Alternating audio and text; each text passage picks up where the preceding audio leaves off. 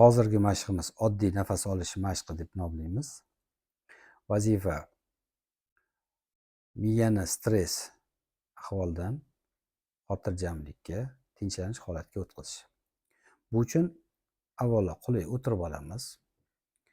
Oyog'imizning tagida polni his qilamiz.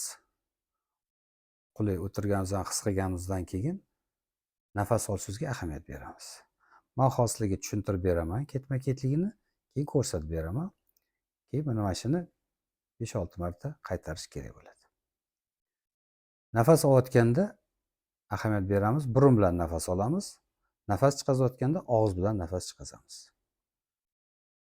Nafas olganimizda 4 raqamgacha nafas olamiz.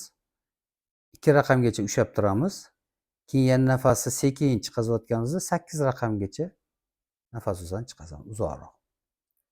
Yana ketma-ketlik, yana xuddi shunaqa 4 raqamgacha nafas olamiz, 2 raqamgacha turamiz va 8 raqamgacha nafasni chiqazamiz.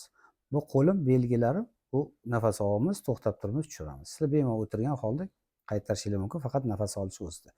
Xotirjam, shoshmay nafas olasiz. Men sizlarga eshitilishi uchun namuna sifatida tovushimni chiqazib, balandroq nafas olib eshitishga harakat qilaman. Boshlaymiz mana.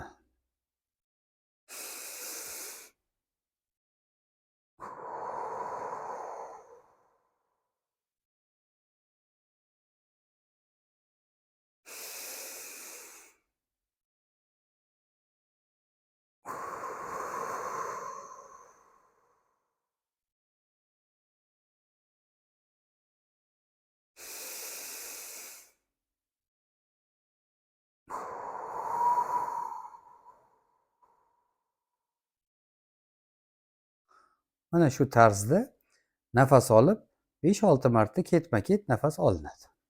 Shuni o'zida stress ahvol kamayib, xotirjam, tinchlik holat keladi. Bu qanaqa ishlaydi? Tushuntirib bersam, bilishinglar kerak, bizda parasimpatik nerv sistema bu tormozlanish, xotirjamlikka keltiradigan nerv sistema.